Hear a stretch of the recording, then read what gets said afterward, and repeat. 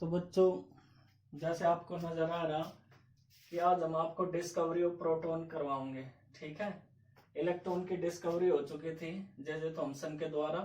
अब बारी थी डिस्कवरी ऑफ प्रोटॉन, यानी जो एटम के बारे में कहा गया था डाल्टन ने कि इसे डिवाइड नहीं किया जा सकता, वो डिवाइड हो चुका था सब एटॉमिक पार्टिकल्स में, इलेक्ट्रॉन में। तो अब किसकी बारी थी? अब प्रोटॉन की बारी थी डिस्कवर होने की। और जो प्रोटॉन की डिस्कवरी करी गई वे गोल्डस्टीन के द्वारा 1886 में। अभी आप सब बच्चे सोच रहे होंगे कि जो प्रोटॉन है उसकी डिस्कवरी तो उन्होंने रदरफोर्ड का, हाँ उसके बारे में हम आगे बताओगे रदरफोर्ड के को क्यों उसका श्रेय दिया जाओ।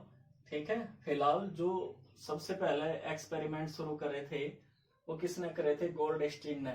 ठीक है, गोल्डस्टीन ने ही प्रोटॉन को बारे में पता लगाया। वो किस तरीके से लगाया? सारा प्रोसेस सेम है, सेम टू सेम प्रोसेस है जो आप डिस्कवरी ऑफ इलेक्ट्रॉन में स्टडी कर चुके। इसी वजह से डिस्कवरी ऑफ प्रोटॉन कभी पढ़ाया नहीं जाता कि एक अगर बता दिया दूसरे की भी सेम प्रॉपर्टी है, बस चार्ज का उसमें डिफरेंस है और कोई इसमें अंतर नहीं होता। ठीक है, बस चार्ज का डिफरेंस होता है। तो पूरा प्रोसेस जैसे हमने उसमें बताया था आपको कि एक डिस्चार्ज ट्यूब है। डिस्चार्ज ट्यूब इसे क्यों कहा जा? क्योंकि लो प्रेशर पे ली जा। ठीक है, गैस इसमें लो प्रेशर पे ली जा। और इसमें उन्होंने कौन सी गैस ली थी? हाइड्रोजन गैस ली थी इसमें लो प्रेशर पे। और ये वैक्यूम पंप इसी वजह से लगाया जा कि हम इसमें प्रेशर लो हाई जितना भी हम करना चाहें कर सकते हैं। और इसमें जो आप एनोड और कैथोड है अपनी मर्जी से आप लेफ्ट और राइट साइड में उसे चेंज कर सकते हो। ये आप पे डिपेंड करता है कि किस साइड में आप उनके इलेक्ट्रोड लेना पसंद करोगे। ठीक है, तो मैं आपको पहले बता रहा यही कि हमने इसमें भी क्या लिया, एक ग्लास यानी कांच की एक डिस्चार्ज ट्यूब यूज करी है। उसमें एक वैक्यूम पंप लग रहा जो लो प्रेशर के लिए लगाया गया। ठीक है, और जो जिंक सल्फाइड है उसकी कोटिंग करी गई है। इधर इधर क्या है? कैथोड, कैथोड की तरफ करी गई है क्योंकि हम क्या डिस्कवर करना चाह रहे? पॉजिटिव रेज, यानी जिस पर पॉजिटिव चार्ज हो इस तरह की। ठीक है, अपोजिट चार्ज। तो जो कैथोड है हमने अब उस पर कोटिंग कर दी। उसमें हमने इलेक्ट्रॉन वाले में एनोड पर कोटिंग करी थी जिंक सल्फाइड की। अगर इस पर कोई भी रेज टकरा होगी, कोई भी पार्टिकल्स टकरा होगा तो क्या होगा? यहाँ इस दीवार पे, इस वाल पे क्या होगा? ग्लो होगा, चमक होगा, फ्लोरेसेंस होगी, या फिर ग्लो भी आप लिख सको। वही हाई वोल्टेज है। ठीक है, क्योंकि आपको पता कोई भी गैस है वो नॉर्मल टेम्परेचर पर, नॉर्मल वोल्टेज पे बिल्कुल भी डिसोसिएट नहीं होने की। तो 10,000 वोल्ट के आसपास इसमें क्या होना चाहिए? करंट होना चाहिए, इलेक्ट्रिसिटी होनी चाहिए जिससे वो डिसोसिएट की जा सके। और जब तक वो डिसोसिएट नहीं होगी तो आयनाइज नहीं होने की, तो कैसे पता चलेगा हमें आयंस किस ओर मूव कर रही? तो इसी वजह से जो इसमें करंट होता है वो काफी हाई होता है। ठीक है, तो इधर क्या है? इसमें कैथोड है और इस दूसरी साइड में क्या है? एनोड है। कैथोड कैसा चार्ज होता है? कैथोड पर नेगेटिव चार्ज होता है। ठीक है, और एनोड पर कैसा चार्ज होता है? पॉजिटिव। लेकिन इसमें एक चीज का आपको नोटिस में लेना है कि हमने जो इसमें कैथोड यूज करा है वो परफोरेटेड यानी होल वाला कैथोड यूज करा, जिसमें होल लगे रहे हैं। जैसे आपने अगर कोई नलकूप देखा होगा, अगर कोई पाइप ले रही है और उसमें हम छोटे छोटे से सुराख कर दें तो उसमें से चीजें क्या आर पार निकल जा। ठीक है, उसी तरीके से हमने इसमें जो कैथोड यूज करा होल इस वजह से रखे क्योंकि कोई जो अपोजिट चार्ज होगा वो इसमें से क्या होगा? पार पार निकलेगा, तभी तो यहाँ इस दीवार से टकरा होगा। ठीक है, जिंक सल्फाइड पे। तो इसे क्या कहा जा? परफोरेटेड डिस्क कहा जा। ठीक है, और क्योंकि ये क्या है? कैथोड, आपने कैसा यूज किया? परफोरेटेड। उसमें हमने यहाँ पे एनोड के लिए यूज करा था, इसमें हमने कहीं के लिए यूज किया है? कैथोड के लिए, क्योंकि जो अपोजिट चार्ज होगा वो इसमें से पास हो जाएगा। इसी वजह से इन्हें जो रेज है क्या कहा जा? कैनल रेज भी कहा जा। ठीक है, एनोड रेज के साथ साथ कैनल, कैनल का मतलब होता है सुरंग, एक प्रकार से नहर। ठीक है, यानी जगह पास होने की, इसी वजह से क्योंकि इसमें से पास होकर जा रही, इसी वजह से ना कैनल रेज भी कहा जा। ठीक है, और कैथोड एनोड रेज भी कहा जाएगा। कैथोड रेज की तो आपको पहले ही डिस्कवरी हो चुकी है। तो ये सारी बातें थी जिसके बारे में हमने आपको बताया। ये सारा प्रोसेस किसने लिया? गोल्डस्टीन ने लिया। उन्होंने सोचा भाई जब इलेक्ट्रॉन है वो अपोजिट चार्ज की ओर मूव कर रहे, अगर अब की बार हम जो कैथोड है वो ऐसा ले ले, परफोरेटेड ले ले, तो इसमें अपोजिट चार्ज क्या करेगा, मूव करेगा। तो वही हुआ, उन्होंने लो प्रेशर पे जब हाइड्रोजन गैस ली, क्योंकि इसका मास सबसे कम होता है, इसी वजह से उन्होंने हाइड्रोजन गैस को लिया था। ठीक है, और इसका जो करंट इसमें जैसे ही पास किया, इलेक्ट्रिसिटी जैसे ही पास करी, तो ये गैस क्या थी, डिसोसिएट होगी हाई वोल्टेज पे, और डिसोसिएट होने की वजह से आपको पता हो कहीं कहीं में हुई कैटायन में और इलेक्ट्रॉन में। ठीक है बच्चों, जब वो डिसोसिएट होगी तो जो पॉजिटिव चार्ज है वो अपोजिट चार्ज की ओर मूव करेगा। अपोजिट चार्ज की ओर मूव करेगा, वो हमें पता कैसे चलेगा, जब यहाँ इस पर ग्लो करेगी, जब यहाँ इससे आके टकराओगे, देखो पॉजिटिव चार्ज टकरा रहे, तो हमें पता चलेगा इस प्रकार से कि कोई भी जो एटम होता है उसमें इलेक्ट्रॉन के साथ साथ पॉजिटिव चार्ज भी प्रेजेंट होता है। क्या होता है बच्चों, उसमें इलेक्ट्रॉन के साथ साथ पॉजिटिव चार्ज भी प्रेजेंट होता है। ये एनोड की ओर मूव करेगी, इसके तो पहले ही डिस्कवरी हो चुकी थी कैथोड रेज की। तो इस तरीके से इन सब के बारे में पता लगा। तो बच्चों अगर हम देखें ओरिजिन ऑफ एनोड रेज, जिसके बारे में हमने आपको पूरा बताया, इसकी जो स्टडी करी थी गोल्डस्टीन ने, वो कितने में करी थी, 1886 में, यानी 1886 में करी थी। जो एक डिस्चार्ज ट्यूब वगैरह जिसके बारे में हमने बताया, परफोरेटेड इसमें कैथोड यूज करा गया था, और लो प्रेशर पे क्या किया गया था, इसमें इलेक्ट्रिसिटी फ्लो करी गई थी। तो इसमें क्या हुआ, रेज क्या हुई, ओरिजिन हुई या प्रोड्यूस हुई, और वो कहाँ चली, एनोड की ओर और कैथोड की ओर चली। एनोड की ओर तो हमने पहले ही देखा था कि जो एनोड की ओर चल रही है वो क्या थी, कैथोड रेज।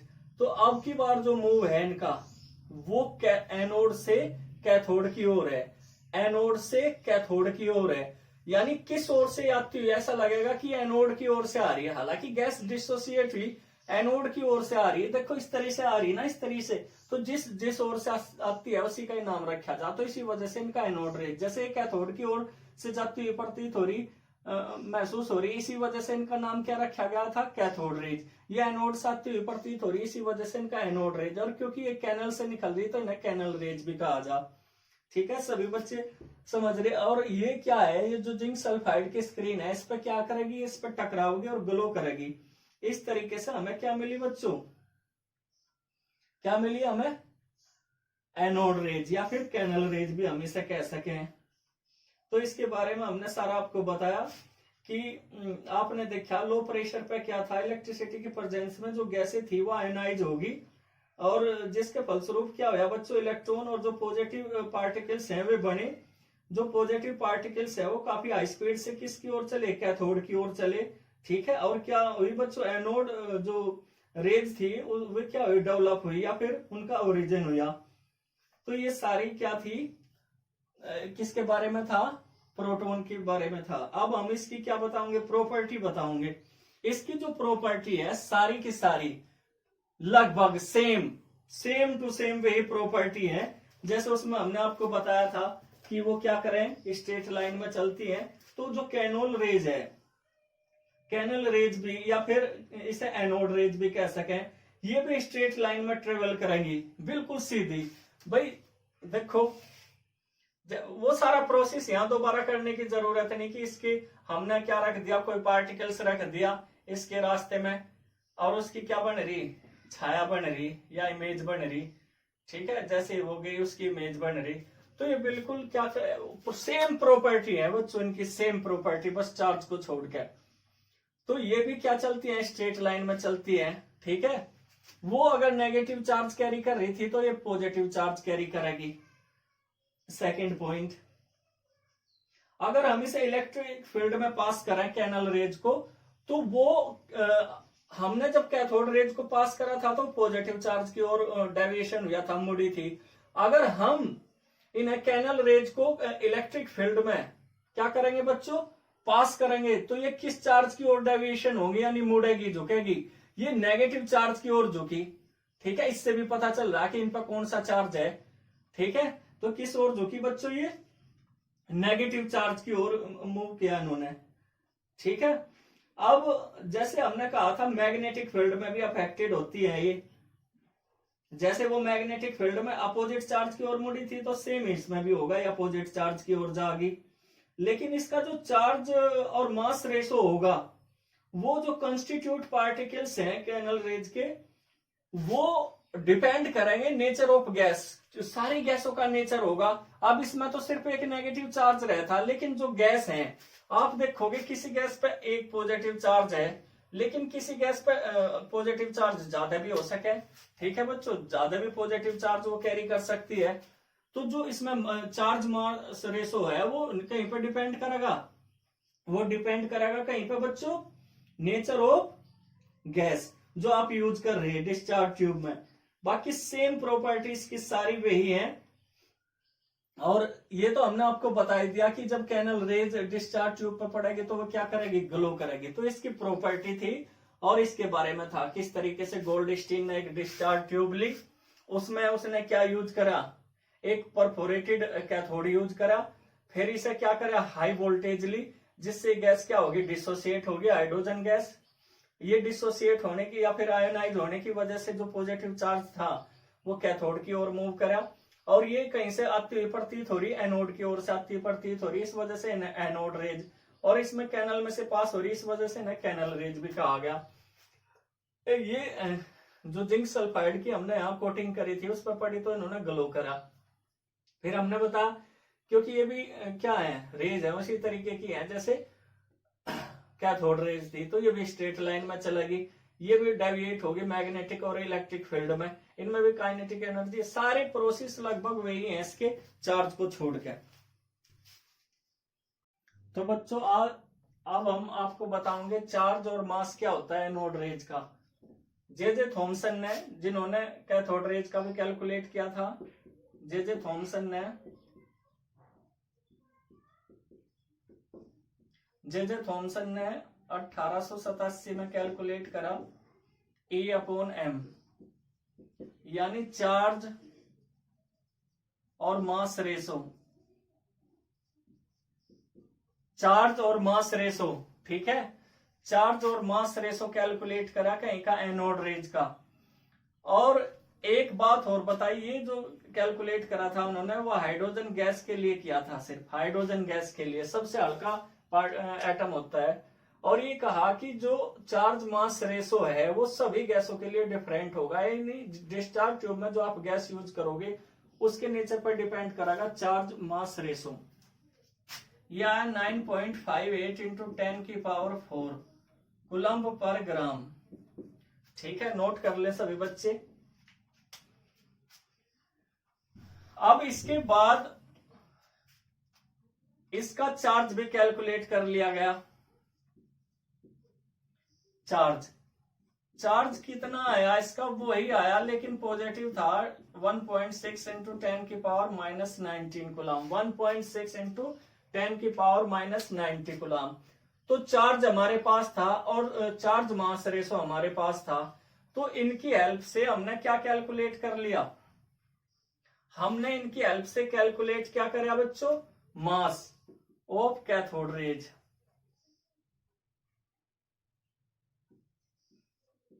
कैथोड रेज का, ठीक है, तो डिवाइड कर दिया हमने, मैं लिख दूं पूरा, charge upon charge mass ratio. Charge 1.6 into 10⁻, कितना है, अभी आया था -90 कूलम, और वो कितना है 9.58 इंटू 10⁴ कूलम पर ग्राम। तो जब हम इसे डिवाइड करेंगे, कैलकुलेट करेंगे, तो ये आ जाएगा 10⁻⁻24 ग्राम। तो इस तरीके से जो एनोड रेज है हाइड्रोजन गैस के लिए क्या आया, 1.67 इंटू 10⁻⁻24 ग्राम मास आ गया। ठीक है, तो ये सभी बच्चे नोट कर लें इस चीज को। अब एक बात और नोट कर लें,